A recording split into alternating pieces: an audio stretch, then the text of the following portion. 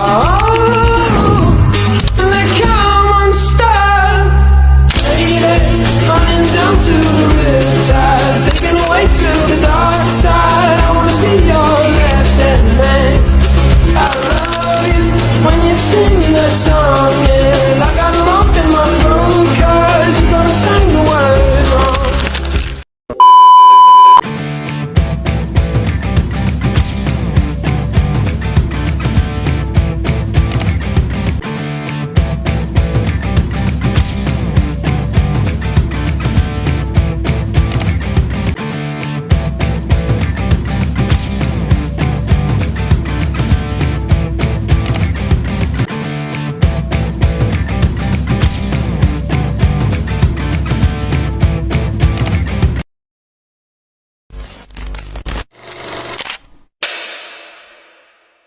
Indonesia pada zaman kolonial Belanda memiliki pendidikan yang sangat miris, di mana pendidikan tersebut sangat bersifat diskriminatif dan bertingkat-tingkat berdasarkan ras.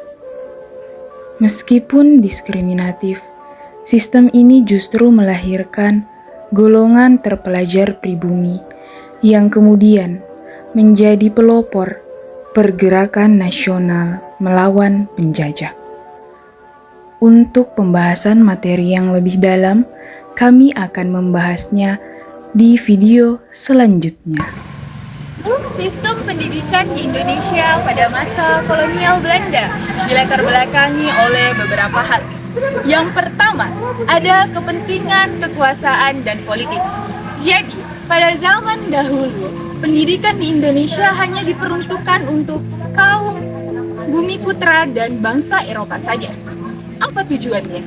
Tujuannya adalah agar mereka bisa menjadi perantara antara pemerintah Belanda dengan kaum rakyat jelata, serta untuk menjaga stabilitas kekuasaan Belanda di Indonesia. Latar belakang yang kedua ada kebutuhan administrasi pendidikan. Jadi, seiring berkembangnya administrasi, pendidikan, dan pemerintahan, Belanda membutuhkan kaum pekerja untuk mengisi posisi juru tulis, pegawai kantor, guru menengah, bahkan pegawai teknisi. Karena hal-hal tersebut, akhirnya muncullah sekolah dengan menggunakan kurikulum yang sesuai dengan pekerjaan tersebut. Latar belakang yang ketiga, karena adanya perbedaan kelas sosial. Jadi, pada zaman dahulu teman-teman, sistem pendidikan di Indonesia itu bersifat diskriminatif, di mana anak-anak pada zaman dahulu itu diperlakukan tidak adil karena adanya perbedaan suku, agama, ras, budaya, bahkan kasta. Namun teman-teman, dari semua latar belakang yang telah saya jelaskan, ada satu latar belakang utama yang melatar belakangi sistem pendidikan di Indonesia pada masa kolonial Belanda. Jadi teman-teman, latar belakang utama yang melatar belakangi sistem pendidikan di Indonesia pada masa kolonial Belanda itu adalah pada tahun 1899, artikel karya Van Deventer dengan judul In Erasure terbit dalam sebuah majalah yaitu The Guides. Isi artikel tersebut itu adalah pendapat Van Deventer mengenai hutang budi Belanda terhadap Indonesia. Hutang budi tersebut adalah kemakmuran yang diraih oleh Belanda atas hasil kerja keras bangsa Indonesia.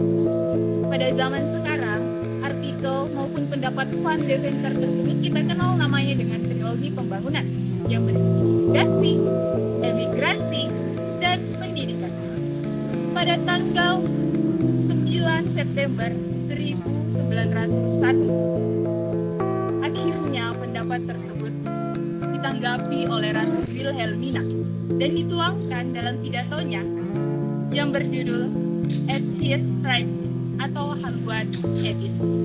Dan akhirnya pidato tersebut menjadi penanda awal mula adanya kebijakan politik etis di Indonesia. Jadi, sistem pendidikan di Indonesia pada masa kolonial Belanda itu terdiri dari 3 tingkatan. Yang pertama, ada pendidikan rendah yang terbagi lagi menjadi 2. Ada pendidikan dengan bahasa pengantar Belanda maupun pendidikan dengan bahasa pengantar Melayu. Tingkatan yang kedua, ada pendidikan lanjut, dan tingkatan yang ketiga, ada pendidikan tinggi. Pendidikan pertama yaitu pendidikan rendah, bahasa pengantar Belanda. Ada 2 yaitu yang pertama, Europees Leisure School atau ELS. Sekolah ini bukan untuk anak-anak keturunan Timur Asia dan Eropa. Berdiri pada tahun 1831, pada awal didirikannya, masa belajarnya adalah 3 tahun, berubah menjadi 3 tahun pada tahun 1900. Holland Leisure School atau HIS. Pada pendiriannya, HIS hanya diperuntukkan untuk orang-orang elit saja. Namun setelah adanya pendidikan etis, sekolah ini akhirnya bisa dimasuki oleh anak-anak bergolongan rendah. Di Surabaya terdapat 2 jenis HIS, yaitu HIS Negeri, HIS Subsidi. HIS Negeri berdiri pada tahun 1914 dengan masa belajarnya 7 tahun. Selanjutnya, ada pendidikan dengan bahasa pengantar Melayu. Di bahasa pengantar Melayu itu terdiri dari 3 pendidikan ataupun sekolah. Sekolah pertama itu adalah Sekolah Ongkoloro. Pertama kali didirikan di Indonesia di kota Surabaya pada tahun 1895. Sekolah Ongkoloro ini hanya diperuntukkan untuk kaum bumi putra kelas menengah saja, di mana masa belajarnya itu hanya 5 tahun. Kurikulum yang digunakan itu sangat sederhana, hanya terfokus pada membaca dan berhitung. Sekolah yang kedua ada sekolah desa. Sekolah ini tidak diselenggarakan oleh pemerintah, namun diselenggarakan atas dasar perintah Gubernur Jenderal Van Spoot, di mana sekolah ini hanya terfokus pada satu tujuan, yaitu memberantas buta huruf. Sekolah yang terakhir ada sekolah lanjutan. Pertama kali didirikan di Indonesia itu di kota Jawa pada tahun 1916, di mana sekolah ini merupakan sekolah sambungan dari sekolah desa. Masa belajarnya 2 tahun. Untuk zaman sekarang, sekolah ini itu setara dengan kelas 4 dan kelas 5 SD. Dan yang kedua ada pendidikan lanjut atau pendidikan umum. Pendidikan lanjut ini terbagi menjadi 4. Dan yang pertama ada Noord-Jubeben Lager Onderwijs atau yang biasa dikenal dengan MULO. Sekolah MULO ini didirikan di Surabaya pada tahun 1916. Dan sekolah ini sekolah umum yang berdiri sendiri setara dengan SMP, dan sekolah ini kelanjutan dari pengantar bahasa Belanda. Dan yang kedua ada Algemeen Middelbaar School atau yang biasa disingkat dengan AMS. Sekolah ini pertama kali dibuka di Indonesia dan letaknya itu di Surabaya. Didirikan pada tanggal 5 Juli 1919. Sekolah AMS ini kelanjutan dari sekolah MULO yang lama belajarnya itu selama 3 tahun. Dan yang ketiga ada Hoger Bejer School atau yang biasa disingkat dengan HBS.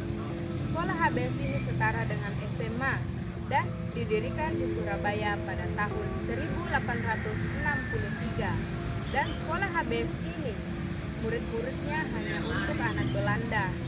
Dan HBS ini disesuaikan dengan HBS di negara Belanda, baik ketentuan maupun kurikulumnya.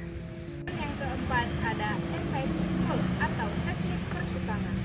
Sekolah Teknik Pertukangan ini didirikan di Surabaya pada tahun 1853. Awalnya, teknik pertukangan ini diperuntukkan hanya untuk murid-murid Eropa saja, tapi setelah itu anak pribumi diperbolehkan masuk pada tahun 1856 dan lama belajarnya itu selama 3 tahun dengan menggunakan bahasa pengantar Belanda. Pendidikan yang terakhir atau pendidikan yang ketiga yaitu pendidikan tinggi.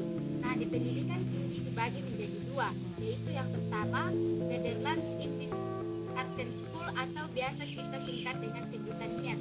Nah, sekolah ini terletak di Surabaya dan didirikan pada tanggal 1 Juli 1918 dan sekarang sekolah ini menjadi Fakultas Kedokteran Universitas Airlangga atau biasa kita sebut dengan UNAI. Dan yang kedua yaitu School of Operating Van English Standardsen atau biasa kita singkat dengan STOVIT. Nah, sekolah ini didirikan pada tahun 1928 dan sekarang sekolah ini menjadi Fakultas Kedokteran